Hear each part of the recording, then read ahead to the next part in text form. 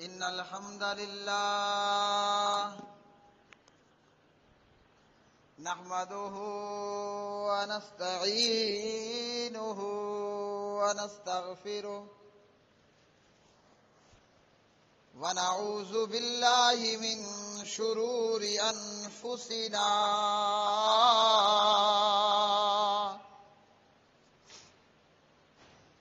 ومن سيئات أعمالنا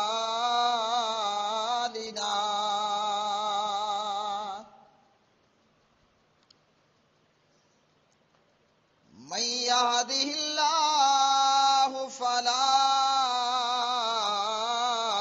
مضل له ومن يضلل فلا هادي له أشهد أن لا إله إلا الله وحده لا شريك له وأشهد أن محمدا عبده ورسوله أما بعد فأعوذ بالله السميع العليم من الشيطان الرجيم من همزه ونفخه ونفسه يا أيها الذين آمنوا اتقوا الله حق تقاته ولا تموتن إلا وأنتم مسلمون يا أيها الناس اتقوا ربكم الذي خلقكم من نفس واحدة وخلق منها زوجها وبث منهما رجالا كثيرا ونساء واتقوا الله الذي تساءلون به والأرحام إن الله كان عليكم رقيبا يا أيها الذين آمنوا اتقوا الله وقولوا قولا سديدا يصلح لكم أعمالكم ويغفر لكم ذنوبكم ومن يطع الله ورسوله فقد فاز فوزا عظيما أما بعد فإن خير الحديث كتاب الله وخير الهدي هدي محمد صلى الله عليه وسلم وشر الأمور محدثاتها وكل محدثة بدعة وكل بدعة ضلالة وكل ضلالة في النار. قال الله تبارك وتعالى لقد سمع الله قول الذين قالوا إن الله فقير ونحن أغنياء سنكتب ما قالوا وقتلهم الأنبياء بغير حق ونقول ذوقوا عذاب الحريق. وقال النبي صلى الله تعالى عليه وسلم لا يبقين فی المسجد باب الا سدا الا باب ابی بکر رواہ البخاری۔ اللہم صلی علی محمد وعلی آل محمد کما صلیت علی ابراہیم وعلی آل ابراہیم انک حمید مجید۔ اللہم بارک علی محمد وعلی آل محمد کما بارکت علی ابراہیم وعلی آل ابراہیم انک حمید مجید۔ رب اشرح لی صدری ویسر لی امری واحلل عقدۃ من لسانی یفقہوا قولی۔ اللہم انا نسألک علما نافعا ورزقا طیبا وعملا متقبلا۔ اللہم انفعنا بما علمتنا وعلمنا ما ينفعنا وزدنا علما۔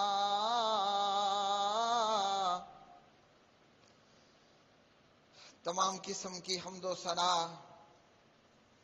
اللہ وحدہ لا شریک کے لیے،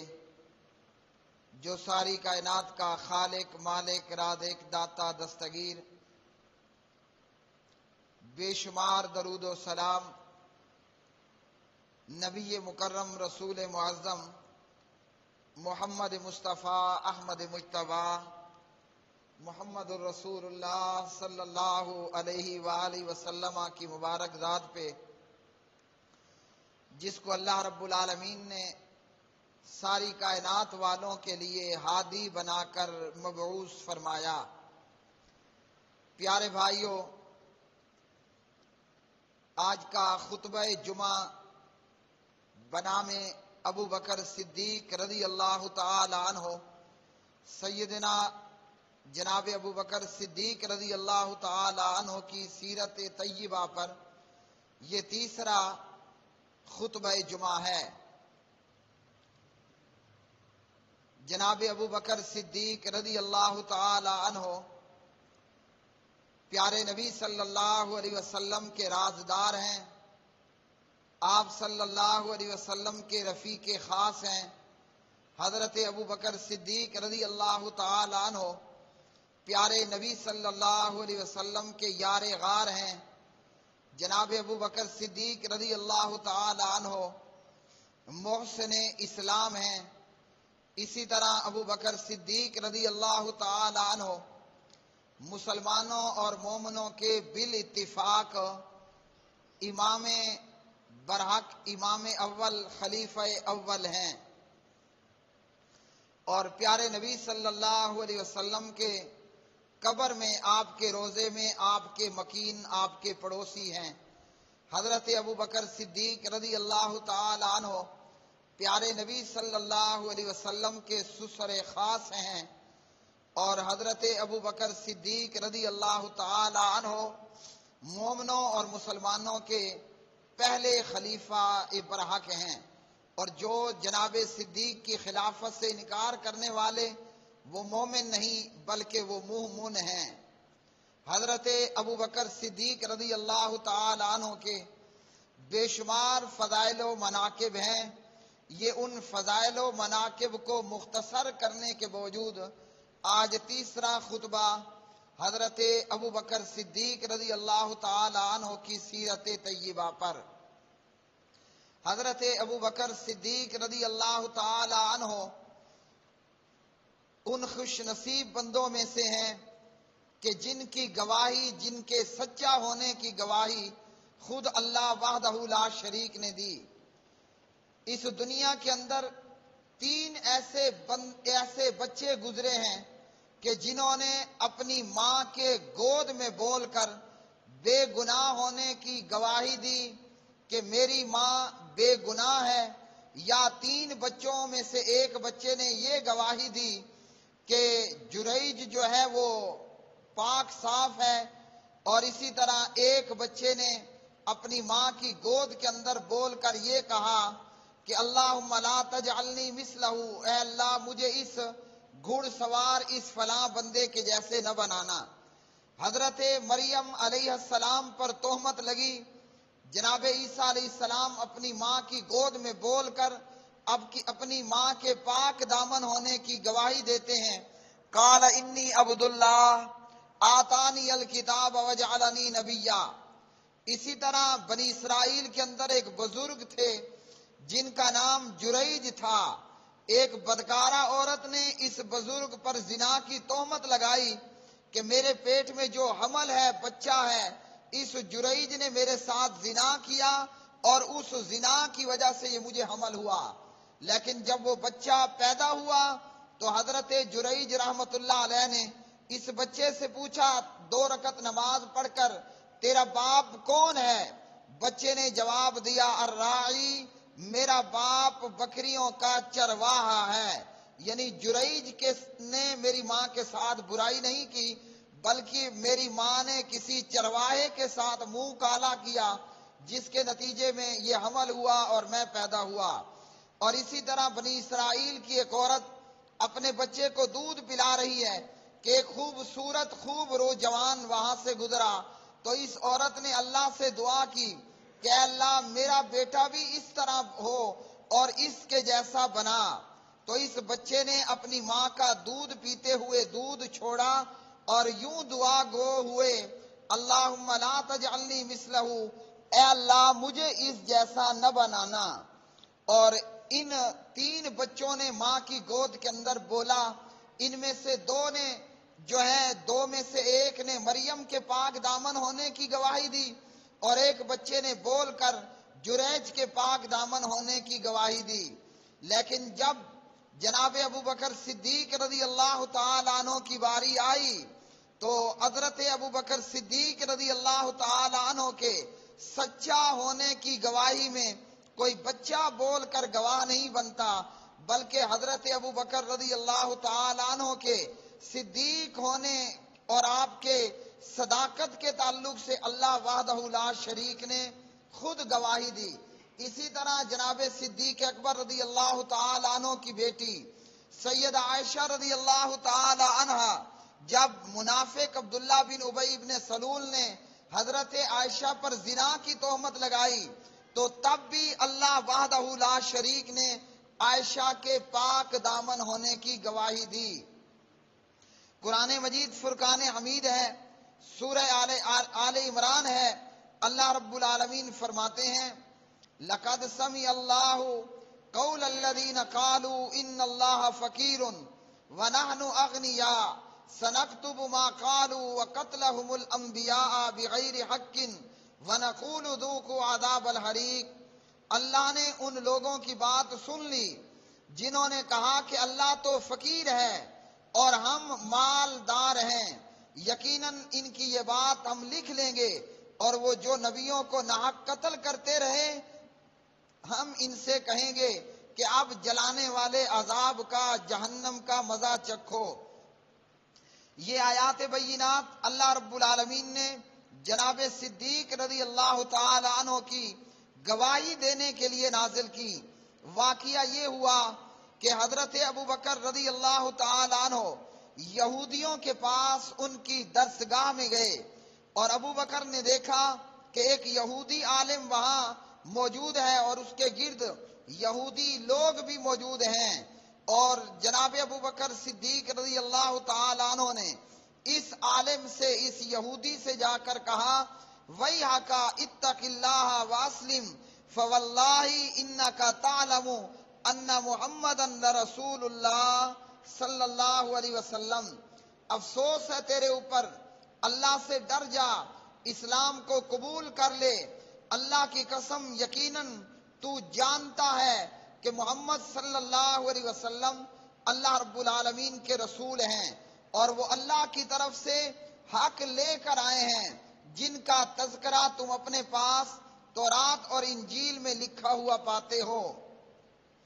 تو یہودی نے کہا کہ ابو بکر اللہ کی قسم ہمیں اللہ کی کوئی ضرورت نہیں، بلکہ حقیقت یہ ہے کہ اللہ خود ہمارا محتاج ہے اور ہم اس کے سامنے عاجزی اور آہ گزاری نہیں کرتے، بلکہ اللہ ہمارے سامنے عاجزی کرتا ہے۔ بلا شبہ ہم اللہ سے بے نیاز ہیں اور وہ اللہ ہم سے بے نیاز نہیں، اور اگر وہ ہم سے بے پرواہ اور مستغنا ہوتا تو کبھی ہمارے مال بطور قرض نہ مانگتا، جیسے محمد صلی اللہ علیہ وسلم تمہارے ساتھی نے دعویٰ کیا ہے۔ اللہ تعالیٰ تمہیں سود سے منع کرتا ہے، جبکہ اللہ ہمیں سود دیتا ہے۔ اگر وہ ہم سے بے نیاز اور بے پرواہ ہوتا تو ہمیں کیوں سود دیتا؟ اس یہودی نے اللہ کو فقیر کہا، ان الفاظ کے ساتھ اللہ کی توہین کی اور یہ الفاظ کہہ کر اللہ تعالیٰ کی بے ادبی کی۔ جناب ابو بکر صدیق رضی اللہ تعالی عنہ نے جب یہودی کے منہ سے یہ الفاظ سنے تو یہودی کو ایک زوردار تھپڑ رسید کیا، اور ابو بکر نے کہا والذی نفسی بیدہ لولا العہد الذی بیننا وبینک لضربت رأسک ای عدو اللہ، اس ذات کی قسم جس کے ہاتھ میں میری جان ہے، اگر ہمارے اور تمہارے درمیان معاہدہ نہ ہوتا، یعنی یہودیوں اور مسلمانوں کے بیچ اگر معاہدہ نہ ہوتا تو ابو بکر نے کہا اس گستاخانہ باتوں پر، اس گستاخی پر میں تیرا سر اڑا دیتا، یعنی قتل کر دیتا۔ جب ابو بکر نے اس یہودی کو تھپڑ مارا تو یہ یہودی پیارے نبی صلی اللہ علیہ وسلم کے پاس آ کر کہتا ہے کہ اے محمد صلی اللہ علیہ وسلم، آپ کے دوست ابو بکر نے میرے ساتھ یہ سلوک کیا۔ نبی علیہ الصلوۃ والسلام نے ابو بکر سے پوچھا ما حملک علی ما صنعت، اے ابو بکر تو نے کس بات سے مجبور ہو کر، کس چیز نے تجھے ابھارا اس کام پر کہ تو نے اس یہودی کو تھپڑ مارا؟ ابو بکر رضی اللہ تعالی عنہ کہنے لگے یا رسول اللہ صلی اللہ علیہ وسلم ان عدو اللہ قال قولا عظیما انه يزعم ان اللہ فقیر وانہم اغنیاء۔ اے اللہ کے رسول صلی اللہ علیہ وسلم، میں نے اس یہودی کو تھپڑ اس لیے مارا کہ اس یہودی نے اپنی زبان سے یہ بدبودار گفتگو کی کہ اللہ تعالی فقیر اور محتاج ہے، جبکہ یہ یہودی بے نیاز ہیں۔ جب اس یہودی نے یہ بات کہی تو مجھ سے برداشت نہ ہوا اور میں نے اسے تھپڑ مار دیا۔ اب یہودی نے کہا کہ نہیں، میں نے تو ایسی کوئی بات کی ہی نہیں۔ یہودی نے جو بکواس کی تھی اس بکواس سے مکر گیا، انکار کر دیا۔ اب حضرت صدیق جناب ابو بکر صدیق رضی اللہ تعالی عنہ کے پاس اپنی بات کی سچائی میں کوئی گواہ موجود نہیں۔ جب کوئی گواہ موجود نہیں تو اللہ رب العالمین نے جبریل کو بھیجا، اور جبریل اللہ کا قرآن لے کر آیا۔ لَقَدْ سَمِعَ اللَّهُ قَوْلَ الَّذِينَ قَالُوا لَقَدْ سَمِعَ اللَّهُ قَوْلَ الَّذِينَ قَالُوا إِنَّ اللَّهَ فَقِيرٌ قَالُوا إِنَّ اللَّهَ فَقِيرٌ وَنَحْنُ أَغْنِيَاءُ سَنَكْتُبُ مَا قَالُوا وَقَتْلَهُمُ الْأَنْبِيَاءَ بِغَيْرِ حَقٍّ وَنَقُولُ ذُوقُوا عَذَابَ الْحَرِيقِ۔ حضرت ابو بکر صدیق رضی اللہ تعالی عنہ کے پاس کوئی گواہ نہیں، اللہ نے خود صدیق کی گواہی دی۔ جبریل قرآن لے کر آیا اور اللہ نے بتایا کہ اللہ نے اس یہودی کی بات سن لی کہ ان یہودیوں نے واقعتاً یہ کہا کہ اللہ فقیر ہے اور ہم مالدار ہیں۔ تو جناب ابو بکر صدیق رضی اللہ تعالی عنہ کا یہ مقام، ان کا یہ رتبہ، ان کی یہ شان کہ جب جناب صدیق کے پاس اپنے آپ کو سچا ثابت کرنے کے لیے کوئی گواہ موجود نہیں تو اللہ وحدہ لا شریک نے جناب ابو بکر رضی اللہ تعالی عنہ کی گواہی کے تعلق سے اللہ نے اپنا قرآن، اپنا کلام نازل کیا اور یہودی جھوٹا ثابت ہوا۔ سید عائشہ رضی اللہ تعالی عنہ راویہ ہیں، فرماتی ہیں کہ جب ہجرت کر کے ہم مدینے میں آ گئے تو مدینے کے اندر جو ہے وہ وبا پھیل گئی بخار کی، اور بخار عام ہو گیا۔ اسی بخار اور بیماری نے صحابہ کرام رضوان اللہ علیہ مجمعین کو بھی پکڑ لیا۔ حضرت ابو بکر رضی اللہ تعالی عنہ اور ان کے غلام عامر، ان کے آزاد کردہ غلام عامر بن فہیرہ اور حضرت بلال رضی اللہ تعالی عنہ مدینے میں ایک ہی گھر کے اندر مقیم تھے۔